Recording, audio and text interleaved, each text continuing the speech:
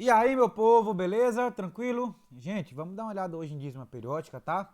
Se inscreva aí, curta o vídeo que vai ajudar um bocado. Olha só, dízima periódica é um número racional, ou seja, ele pode ser representado através de fração, mas na forma decimal, ele apresenta números que se repetem, tá? Ou seja, ele é periódico, tá? Esses números que se repetem são chamados de períodos. E além disso, de forma infinita, tá?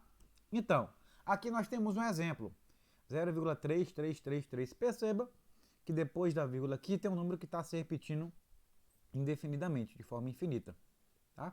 Esse número que se repete de forma infinita, a gente vai chamar de período, tá? Então, o período aqui seria o número 3, tá? Importante a gente entender isso. Olha aqui um outro exemplo. 1,25, 25, 25, 25 vai se repetindo de forma indefinida.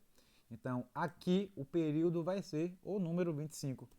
Além disso, nós temos esse outro exemplo, menos 4,123, 123 e assim vai. O período é 123. Perceba que todos os números que estão depois da vírgula estão se repetindo de forma infinita, tá? Então, a gente chama essas dízimas de dízimas periódicas simples, tá? Olha aqui esses exemplos.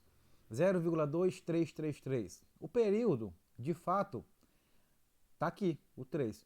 Só que existe um número depois da vírgula que não se repete. A gente vai chamar esse número que não se repete de antiperíodo, tá? 2. Aqui nós temos 1,32545454. O período vai ser o 54 e o antiperíodo 32. Aqui nós temos o menos 5,1, 365, 365. O período vai ser o 365 e o antiperíodo é 1. Então, toda vez que nós temos um antiperíodo em alguma dízima periódica, isso representa uma dízima periódica composta. Beleza? Fração geratriz, meu povo, é aquela fração que dá origem à dízima periódica. Olha só um exemplo. 7 quinzeavos. Se a gente pegar 7 e dividir por 15, a gente vai achar essa dízima periódica aqui, ó. E aí nós temos outros exemplos. Aqui, 10 18avos, 0,555 é outra dízima periódica. 11 99avos, 0,11111 e aí vai. Outro exemplo aqui, 29 90avos, que representa 0,3222, representando também outra dízima periódica. Beleza? Então, fração geratriz gera a dízima periódica. Vamos lá. Para a gente encontrar a fração geratriz de uma dízima periódica simples, nós necessitamos de duas perguntas. A primeira é quem é o período?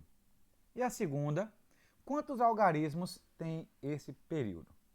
Então, vamos considerar aqui esse 0,888. Aí eu vou perguntar quem é o período? Vou estruturar isso através de uma fração, né? O período é 8.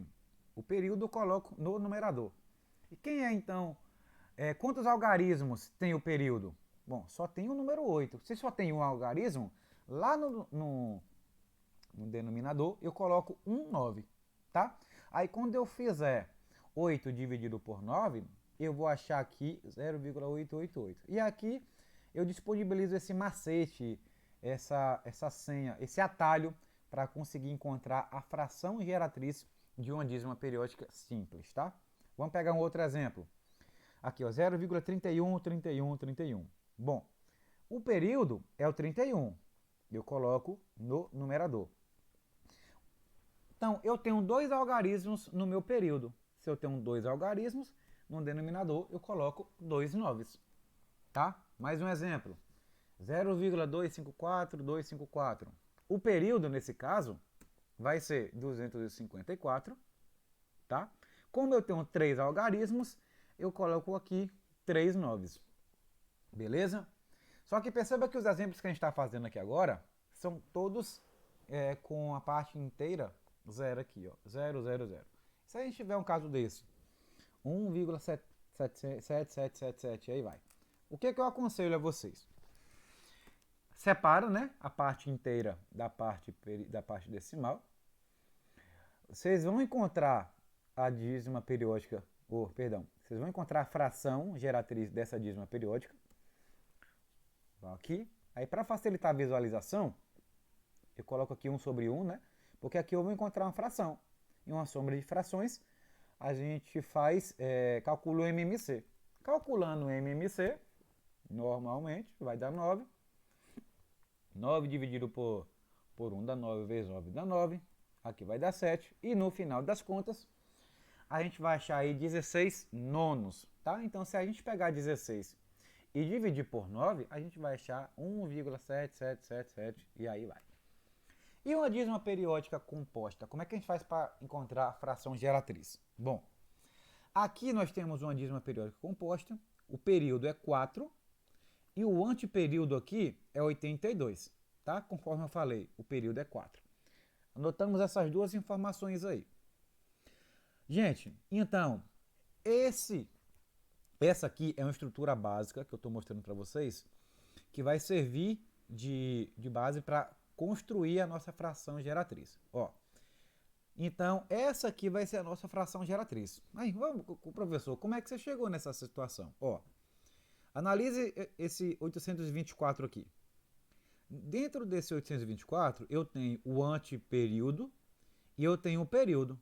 Ó, 82, o antiperíodo, e o período é 4. Então, esse camarada aqui, ó, é o antiperíodo junto com o período. Nessa ordem, tá? Não coloca o período junto com o antiperíodo, não. A ordem é antiperíodo junto com o período. Esse camarada aqui, ó, é o antiperíodo, ó. É justamente o antiperíodo.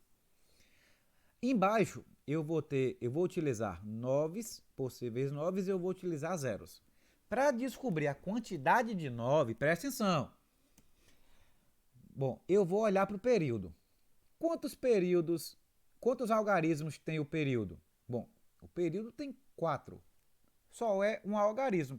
Então, eu vou utilizar só o 9. Olha aqui o outro, 0, 0. Eu vou analisar a quantidade de algarismos do antiperíodo. Bom, o antiperíodo tem 2 algarismos. Então, eu vou utilizar 2 zeros.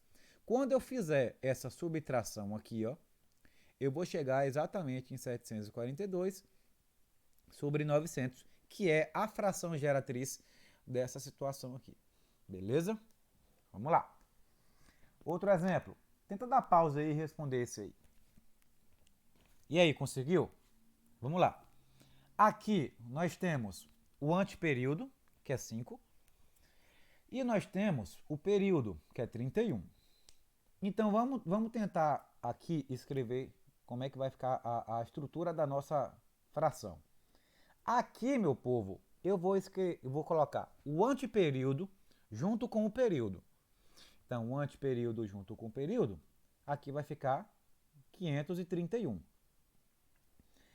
Aqui, eu vou colocar justamente o antiperíodo. Nesse caso, só o antiperíodo, tá? 5. Lá embaixo, no denominador, eu coloco a quantidade de algarismos do período. Nesse caso aqui, eu tenho 2 algarismos do período. Então, eu vou colocar 2 noves. 2 noves aí, ó. Aqui está circulado errado, mas eu tenho 2 noves. Perceba que a quantidade de 0 aí é justamente a quantidade de algarismos do antiperíodo. Então, aqui eu tenho um algarismo só e por isso que eu tenho 0. Então, quando eu desenvolvo isso, eu botei o 526, tá? Sobre 990, a nossa fração geratriz dessa dízima periódica. Mais um exemplo. Tenta dar pausa aí e tenta responder esse. E aí, conseguiu? Vamos lá. Vou separar a parte inteira da parte periódica. Então, ó, aqui é uma dízima periódica composta. Aqui eu consigo enxergar o antiperíodo 6 e o período 7. Então, vou construir a estrutura da nossa fração. Aqui vai entrar o antiperíodo junto com o período, né? Ou seja, o 67. Aqui na outra, eu vou colocar só o antiperíodo, 6. Aqui embaixo, eu vou colocar o noves e zeros, né? A quantidade de 9 vai depender da quantidade de algarismos do período. Como o período só tem um algarismo, Então eu coloco um 9. Como o antiperíodo só tem um algarismo, eu coloco também um 0. Consequentemente, eu tenho aí 61 sobre 90, justamente a fração geratriz dessa dízima periódica composta aqui, Agora, somando com esse 1, que é a parte inteira, eu vou ter uma soma aí, né, de um número inteiro com a fração. Aqui eu vou calcular o MMC, cheguei nesse resultado, pronto. 151 sobre 90 é a fração que representa esse número aqui com a parte inteira, tá? Lembrando, esse aqui é só da parte dessa dízima aqui. Eu não considerei o 1 nessa fração aqui, só a dízima composta. Beleza, meu povo? Espero ter ajudado. Inscreva-se e compartilha, vai ajudar um bocado, viu? Beleza? Então, tchau, obrigado!